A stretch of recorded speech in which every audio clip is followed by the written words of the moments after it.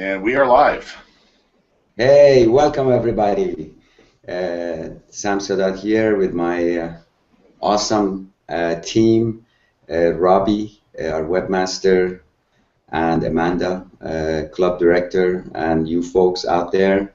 We're going to have a great time tonight. So, Robbie, I'm ready to go, but anytime you want me to get going, we're going to talk about a little bit about the idea that I shared with you guys, and that has to do with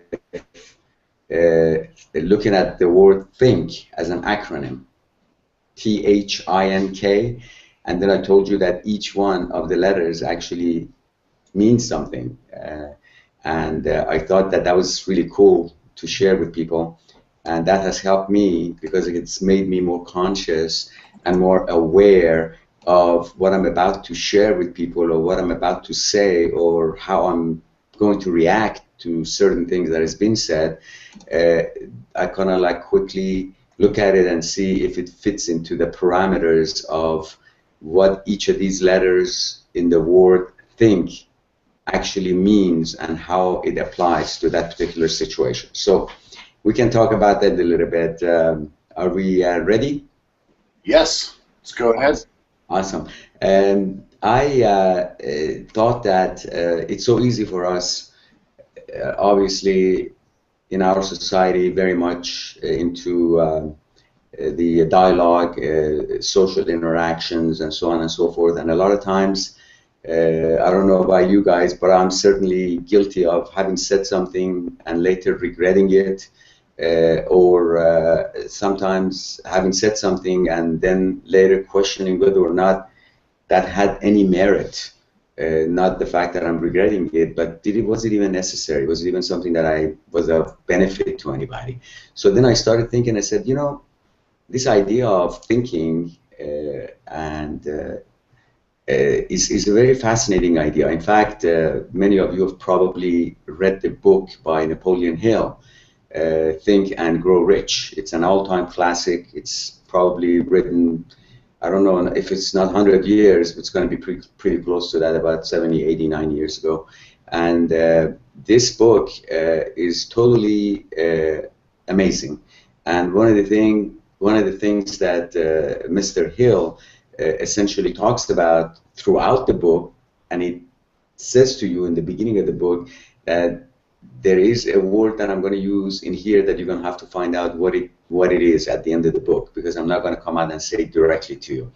And when you read the book and eventually you get to the end and you start thinking about it, contemplating, then you really realize that he was talking about this idea of thinking, and he says, by doing the right thinking, you can grow, and you can grow rich.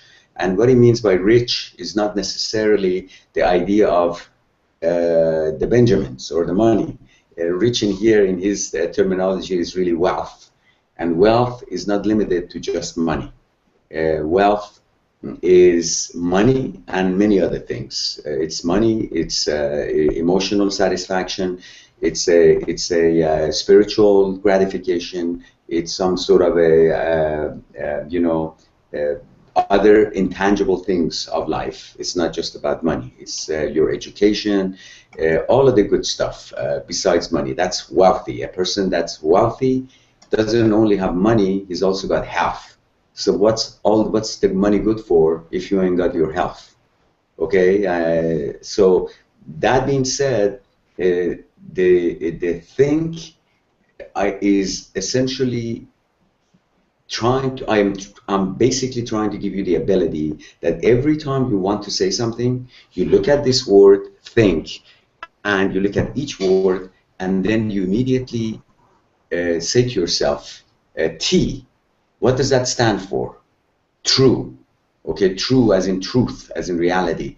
So T is for true. Is what I'm about to say true? Because if it's not true, don't say it. Simple as that. Okay. If what you're about to say is not true, if what you're about to say is inaccurate, you're not sure about the authenticity of it, don't say it. So T is for true. All right. The second thing is age. Okay, so the second word is age. Is what I'm about to say helpful? Okay, so you're about to say something, right? And you thinking that am I going to say this thing? Is it really going to help anybody? Is it something that's going to be of benefit to people? If it's not, there is no reason for you to say it. Truly. So being true and being authentic and being real, what you want to say, T as in true, H as in helpful, and then now we get to I. So what is I for? I is for important. Is it important? Is what I'm about to say important, or it's some sort of a casual, no significance to it at all? Whether or not I say it is completely irrelevant, that kind of thing. If it's not important, don't say it. Okay? And why am I just saying don't say it, don't say it? Folks, I'm probably one that should know about this. I've always loved to talk, and a lot. Okay, I've never been bashful about talking. After all, speaking, mentoring, teaching is my business. But you haven't seen me when I'm quiet, and I try to offset my very gregarious nature and very outgoing nature. I I try to offset that by moments of quiet, meditative, contemplative, sitting in the nature, being quiet for 2-3 hours in a row. Why? Because all of us need to have that moment that we feel that we got to re-energize ourselves, that we got to get our energy back, because that energy is so essential. If we constantly talk, we will sap ourselves of energy. That's something that the most people that you see that have a tendency to constantly talk and never take a break, they essentially run out of energy, they grow old. It's like putting 2 beats into each heartbeat. So if your heart works twice as hard, then obviously your lifetime is going to be to that degree diminished. Then importance of what you're going to say, or looking at each one so far, we talked about the word think, for those of you who've just joined us. The word think being an acronym that I essentially designated a meaning to each letter of the word think. So T was true, was for being true. If it's not true, don't do it. H was helpful. Is it helpful? Is what I'm about to say helpful? Is it a benefit to somebody? If it's not, I'm not going to say it. Is it important? Does this have any significance, what I'm about to say? Or if I didn't say it, it has no relevance, or it's not going to change anybody's life? Don't say it. And then now we're going to get to the word N. What does N stand for? Necessary. Is what I'm about to say necessary? If it's not necessary that I share certain information and at a given time to somebody that I'm talking to, whether it's business, personal, my son, my wife, my my business partner, whoever it is out there that I'm talking to, if it is not necessary, don't say it. Because when you don't, every time you hold back and do not say what is not necessary, what is not important, what is not helpful, and what is not true, you save a little bit more energy.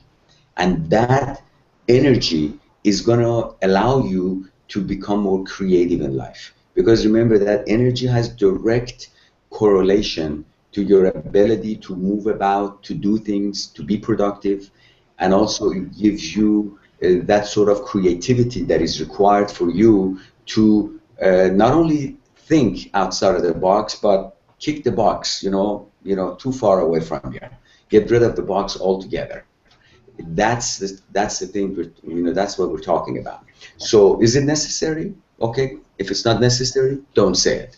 And of course, the K stands for kind. Okay. Is what I'm about to say kind? Or am I going to get in the mattresses? Remember when that other one was in there? Mm-hmm. I think we got someone, Lloyd.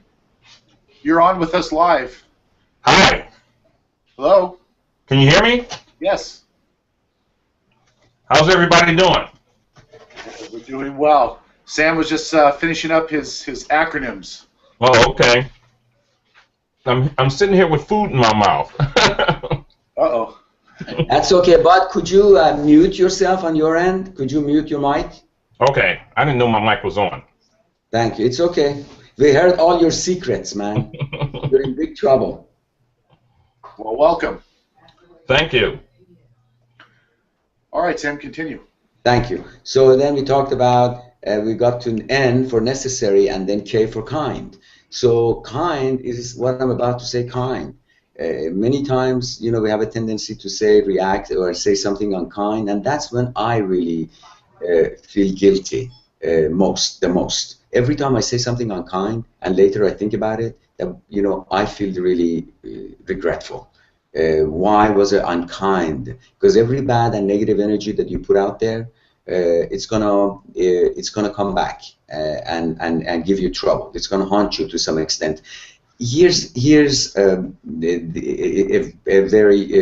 very important fact of life. So let's look at it again. So if you're looking at the word think, and is what I'm about to say true for T, is what I'm about to say helpful for H, is what I'm about to say important for I, is what I'm about to say necessary for N, or is what I'm about to say kind for K.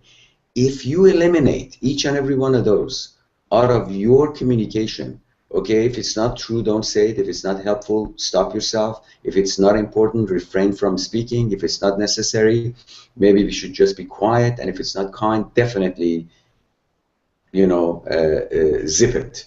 Because I know when we say it, what kind of impact we're going to put out there. So to me, now, when I'm about to say something and I look at it and it doesn't fit into any of those categories, then I have nothing to say.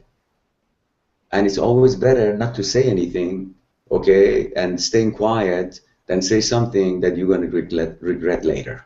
In fact, I was reading something really funny, Robbie. I think Mark Twain said that, and of course he was brilliant, this guy. Mark Twain said that sometimes it's better to stay quiet and be quiet and appear to be stupid than open your mouth and remove all doubt. Okay, so it is absolutely amazing. I mean, talking about Mark Twain and, you know, all the stuff that he said something about, you know, cold. You know, if the thermometer was half an inch longer, we would have all frozen to death. Okay, so I mean, this guy is so amazing with what he comes up with and the perception that he had.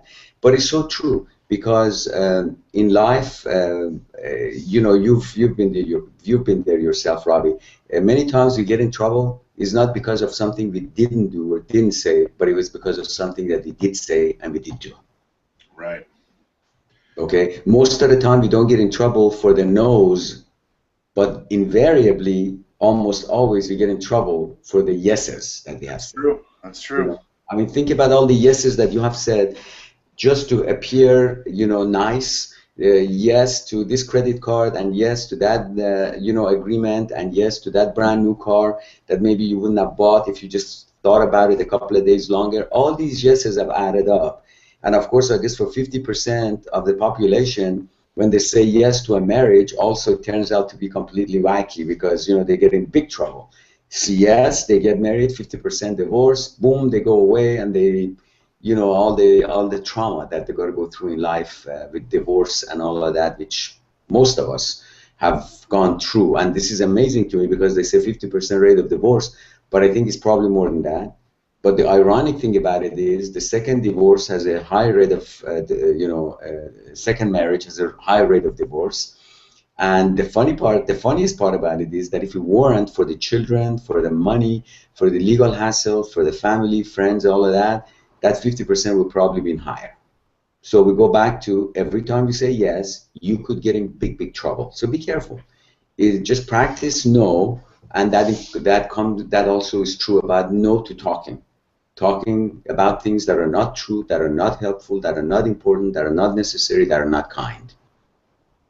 So talk about things that are true, Talk about things that are helpful and beneficial to people. Talk about things that are important, that you know it's going to help you and help others. Talk about things that are necessary to be communicated. And yes, talk about things that are kind.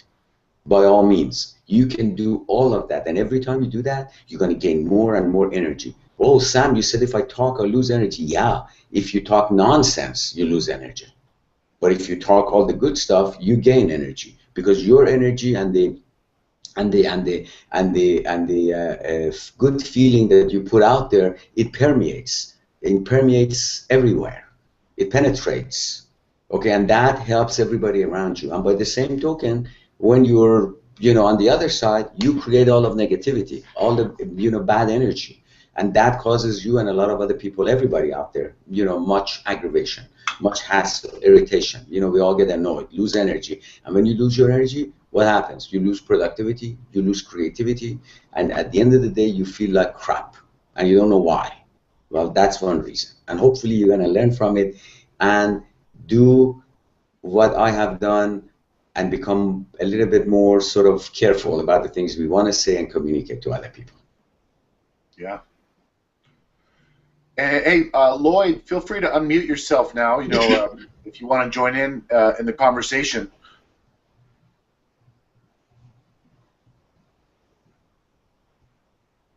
All right. Did we lose him? Maybe we lost him. He's still there. Yeah. Okay, or maybe he's eating. There he is. Lloyd. Yes. How are you, bud? I'm doing great. How about yourself? I am great. I'm great, man. And did you hear part of a little insight that I was sharing with you folks out there?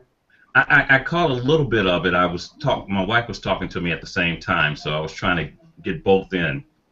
Yeah. The moment you said yes to your wife, that means you're gonna have to listen to her for the rest of your life and not listen to me or anybody else out there. That's it, bud.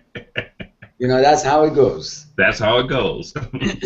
But I'm glad you came in and you joined. You can always go and listen to this later. I think this is really cool stuff that I'm sharing with people out there. And I was just going to talk a little bit about real estate right now. Okay. And going on out there, I think it's going to be very, very beneficial.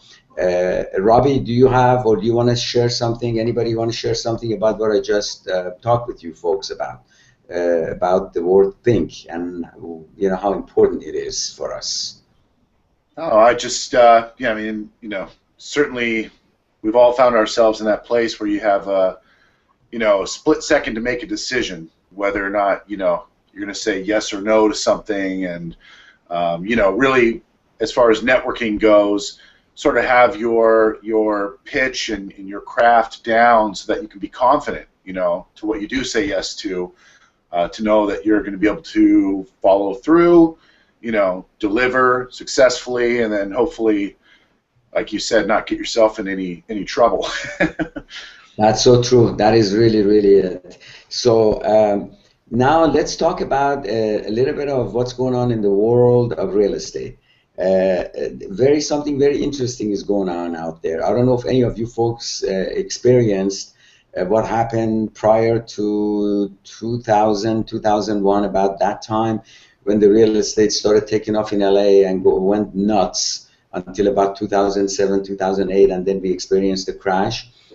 This kind of reminds me of what was going on back then, and the frenzy, Robbie, Amanda, and the rest of you, the frenzy that we experienced we experienced back in 2001, 2002 with real estate is happening right now. I mean, every property that is fixed up and rehabbed that hits the market on the MLS, virtually in any area, but obviously in better areas such as Redondo Beach, Santa Monica, Encino, Studio City, Beverly Hills, all these great areas, or even, all the other, I can't think of a lot of bad areas in LA, to be honest with you, or around it. But just about any area you go to, if the property is fixed up, put on the market on the MLS, it flies. Not only does it flies with multiple offers. Many of them, or at least a few of them, are for cash, cash offers. And the interesting thing is, virtually every one of them is selling at value or above, or asking price, I should say, at or above the list price. And this is insanity.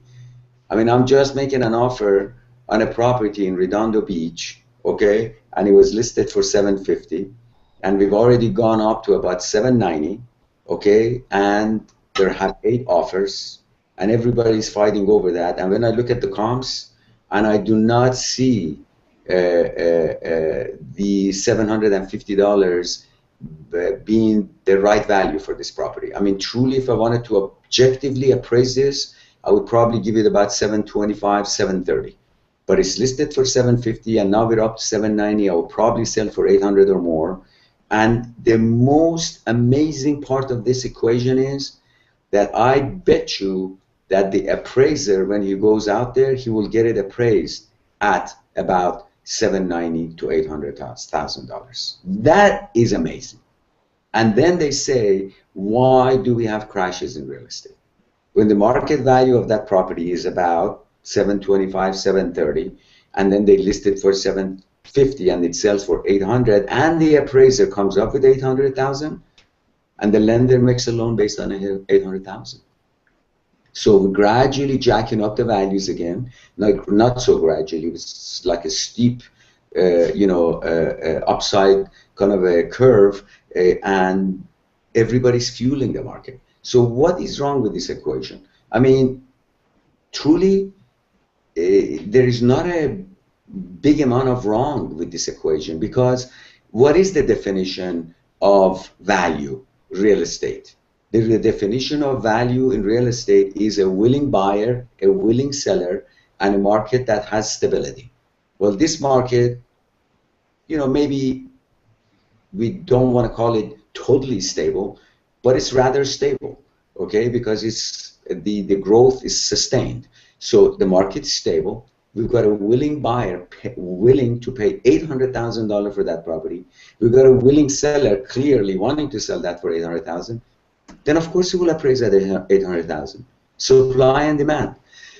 You don't have a lot of properties out there. For very few properties you got, and they're fixed up nice, and the retail buyer at the end, they don't have to put up a big chunk of money to buy this. It's only 20%, 25% down. And the rates are about 4%. So no matter what happens, if somebody is buying that property for $800,000, getting a loan for 3.5% to 4%, putting down 20%, although it's about $100,000 over value, it will still make sense to the borrower because it's fixed up, the rate is so low, the payments are awfully low, and it's for 30 years. They can stay there indefinitely, literally for 30 years and pay it off. When will we ever see again that 3.5% or 4%? So that's why the market has lost, it's got a very interesting dynamic. Low interest rates, properties are definitely overpriced, but payments low, people have got cash, inventory is low, willing buyers, willing sellers, and the deal is going on, and values are rapidly going up, okay? The problem with this market is not so much now, it could be later, especially for us investors. Okay, so you start buying properties and you figure and speculate that by the time I'm done, I'm going to be able to sell it for such and such an amount. What if the market did not cooperate with you? What if the timing was not exactly right, and then you thought that you're going to sell your property for $800,000, but suddenly you're not able to sell it for more than $720 or $730? Then you're going to pretty much get caught in a situation that you have to sell the property at a loss, or if you're lucky, break even. Okay, so my point to you is, it's a fantastic idea to get involved with this market. It's a great idea to even maybe speculate a little bit because of the trend in the market and the low inventory, and if you study what's happening, what the number of foreclosures about to hit the market. So when you look at that and you say to yourself, all right, well, I can kind of think, if I buy it for $500,000, spend about $550, I can sell it for $650, and I can walk away with $50,000, $60,000 net. You could essentially get that, and maybe even a little bit more. But be careful to do a proper analysis of each purchase, of each acquisition. And that's why for our students, it's such an amazing experience when they, when they actually put the numbers and the figures into the deal analyzer that we have on our website for our VIP students. And the beauty of it is you don't really have to speculate anymore. You can logically and objectively look at the values, what's happening right now in this market, plug in certain numbers, and the system is going to tell you what you have to buy the property for in order to experience a projected amount or desired amount of profit. And if you don't do that, then anything outside of that, you're speculating. You could if you want to. I'm not saying you shouldn't. And you got to be a little bit maybe taking a risk here and there. The market is good, but at least you're going to do it with your eyes open. You be prepared. You're going to have an option. You're going to have an alternative. When Napoleon went to war every time, they asked him why, what was the success for him? The reason for his success to win so many battles. Of course, he lost the war, the ultimate, but he won, probably the most battles of any general or a leader of any country. And the reason he did that was because he said that not only did he have a main battle plan, but he always had an alternate plan. The alternative was, was always present. Option number 2. And he says, the more options I had, the more I won. Because the first one didn't work, I would go to second and the third. But most generals and people out there, and the warriors and most people out there, they have one way to do something and only one way. And when that happens, you can expect to lose some money here and there. But are you ready for it? I said that I tell you, if you're ready for it, it's better to get into the deal and the action than just sit on the sideline. As they say, there are 3 kinds of people out there. The people that are watching things happen, people that are people that are watching things happen, and people that are making things happen, and people that have no idea what the heck is happening. So what category do you want to be in? You want to watch things happen? You want to make things happen? Or you want to be in a category that you don't know what the hell is going on or what is happening? I submit to you that it's best to make things happen.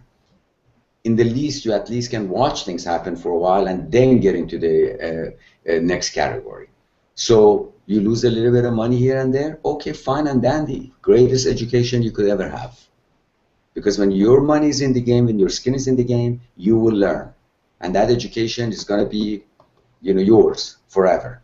And that's what I really want to communicate with you, that it's okay to take risks. But if you do it with your eyes open, if you have option 2 and option 3, and you can take care of yourself if something crazy happens, then yeah.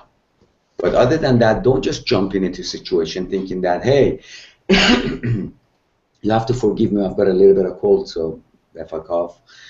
So the situation is that if you just jump into to a purchase and an acquisition just because it feels good, just because you think you're gonna make it or speculate too much, and you have no other options, no other plans, and you're pushing yourself to the edge, something goes wrong, it can wipe you out. Okay, but if you do it with knowledge, if you do it utilizing my wisdom and my experience, if you do it with having all the alternatives and the other options available to you, then the chances of you making losing money is very little. And if you did, be that as it may, next time you're going to be a lot stronger. If it didn't kill you, it will make you stronger.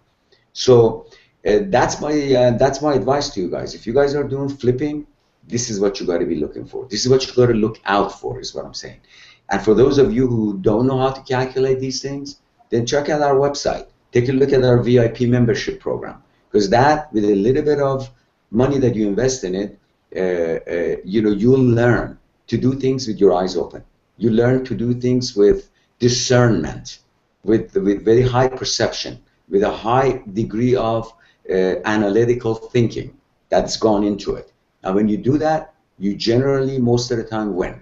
I'm not going to say you always win, but tell you the truth, if you look back at your life, when I look back at mine, even if I do 75% right decisions, 25% wrong, I'm still doing very well.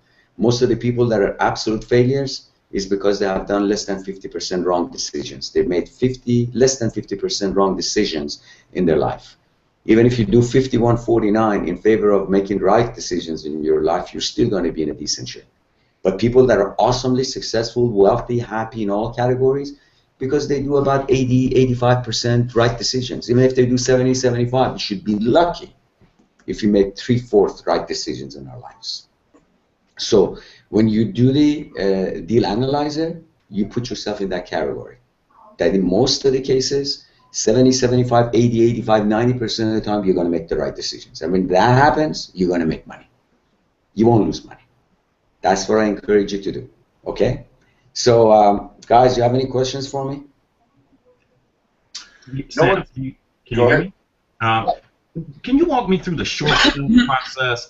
What I'm seeing is a lot of homes, when we look at Realtor or Redfin, they have short sale on them. What is the length of time it actually takes for a short sale to go through on an average? Okay, that's a great question. That's a great question. And number two is, once you have a short sale, once it's been approved, and there's a price of, let's say, $225, can you go lower than what the approved price is, or is there an approved price? Excuse me, guys. Those were really good questions. Actually, I've got several short sales right now in the pipeline.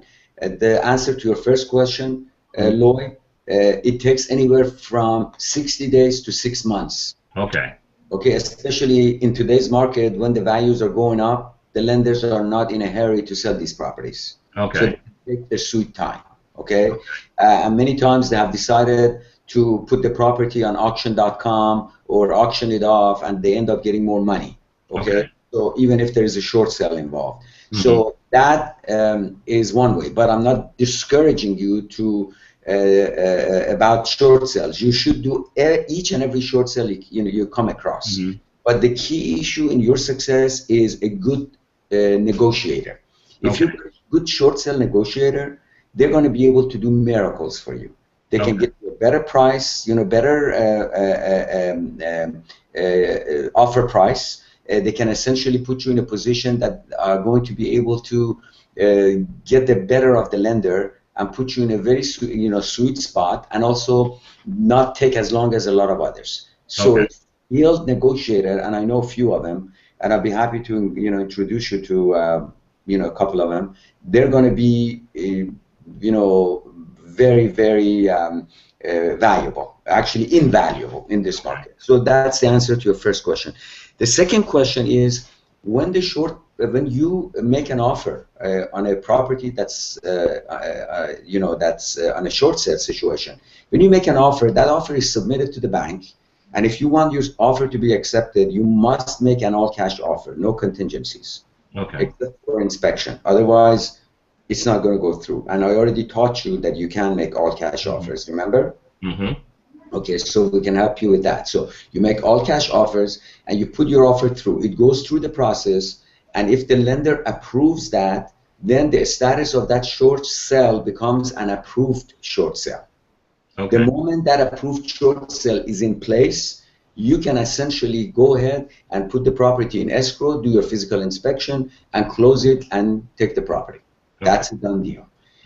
However, I got to tell you, many times I see the situation, because of the short sale period of getting an approval is such a long extended period of time, the initial buyer for that short sale gets tired, they give up, and they split.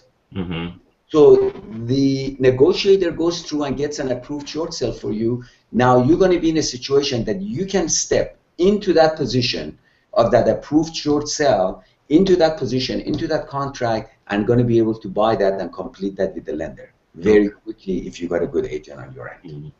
You see what I'm talking about? Yes. Okay. So what I suggest that you do is that you contact every short sale real estate agent out there, mm-hmm. and you tell them that if you have a buyer backing out of the short sale acquisition, to let you know right away, and you can step into their shoes and you immediately put up whatever is needed to complete the process and buy that property. Okay. So many agents don't even think about that. And then when all of a sudden it happens, they scramble and they're gonna find somebody out of the blue that is gonna, you know, step into the previous buyer's position. By you preempting this cycle and going to the agent, then they don't have to think. Your name is already there. You say, look, I want to buy your approved short sales where the buyer, you know, takes a hike. The moment you do that, they already know as soon as something happens, oh, wait a minute, who is that guy that says that, you know, he wants to buy? And they think of you and they're going to give you a call. Okay. The one that I'm doing right now is exactly that. The buyer walked and I stepped into it. Okay. Okay, so that's something that you can do. Did I answer your questions? Yes, you did. Okay, awesome. So any other questions? I haven't seen any come through so far. Okay, good. Amanda, you've been with us? Yeah, she's there. She looks like she's muted. Yeah, took me a second to find my mouse. Hey, Amanda. How are you doing, Amanda? I'm good, I'm good. Okay, so you go back and listen to the first part of it because that was really, really cool. I think it came out pretty good. No, didn't Robbie? I think that was very important. Yeah. Yeah, I heard the whole thing. It was really good. Oh, you did? Uh-huh. And the main reason I say that is because it's unique. You know, it's not one of those things that, you know, we normally do and a lot of people do out there. Every time I got to think of something creative and mix and match, you know, the things that I essentially learned. I was telling Robbie in the beginning that one of the things that I love to do in my life is to read books and to surround myself with books. Like, you know, my nightstand in the bedroom, all around me, in the living room, everywhere you go, you know, in the office, I've got books around me. Even if I don't read them, you know, I just like to see them. So that would be a sad day that if you don't have books and everybody's reading on, you know, on computer monitors. I have a Kindle, but I tell you, if you give me the choice, I still like to read the book. Yeah, we're getting pretty close. I mean, paper is, you know, hard to find these days for people who read. That's true. But I tell you something, if you want to read something, at least read it off a Kindle because the page is really, really nice and it really, really helps you out. Yeah. You know, it's a very soft light. So guys, I got to go take some medication for my cold, for my cough. But I think that the people, our friends, our members, real estate club members, and all the, you know, the followers, they're really going to be in a good position and a good shape if they keep listening to what we've got to say here, because it's exactly what's happening in the market when it comes to the real estate. This is really fresh advice and guidance.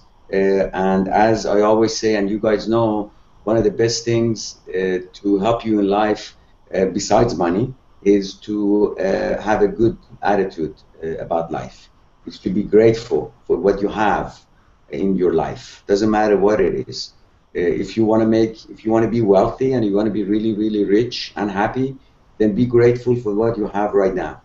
Okay, even if you live in a little house of 200 square feet or whatever, but if you appreciate and give gratitude and give thanks for having that space to live in, and you really love what you have, and don't reject it and don't sort of despise it or any of that, rather love it. Or even if you don't love it, at least accept it and allow it. If you do that and give thanks for it and have gratitude, you're going to get more. That's the only way you're going to get more stuff and be happy. Because I don't know of anybody who's been cursing and cussing and hating on what they have, what they own, you know, what they do, and then they get more and more money and be happier and happier. Have you ever seen that? Does it even make sense? It never makes sense. So the best and the beauty of the situation is I am happy, and I always say I'm grateful and happy for where I am, what I have, what I do, and that gives me peace of mind. And that's something that I'm going to leave you guys with tonight, that to give gratitude and thanks for everything that you have in your life, whether it's to you, to your wife, to your surrounding, to God, to whatever you believe in, it doesn't matter. But that sense of gratefulness and thankfulness is a wonderful thing to have. Okay? So, thanks a lot. Wow. This is awesome. Thanks so much. I appreciate that. You always have that hand in the background. Always ready to go. That's So if there are no other questions, guys, thanks, and we'll see you guys shortly, I guess, at the tomorrow. Tomorrow we have the other training, and of course, 2 weeks from tonight we're gonna have our club meeting. And just before we go, we had Evangelina, one of our newest members, just give us a message that she truly enjoyed the hangout, and thank you for the fantastic advice, Sam. All right. Well, thank you so much, Evangelina, for supporting us. We do really appreciate that, and the fantastic and awesome testimonial that you sent us. It's always wonderful to hear from you. So, folks, thanks again, and we'll see you next month at the next hangout, huh? Yep. Yeah. Thanks. Come to the website. We'll keep you informed. Thanks, everybody. Thank you. Thanks, Bye-bye. Sam. Good night. Bye.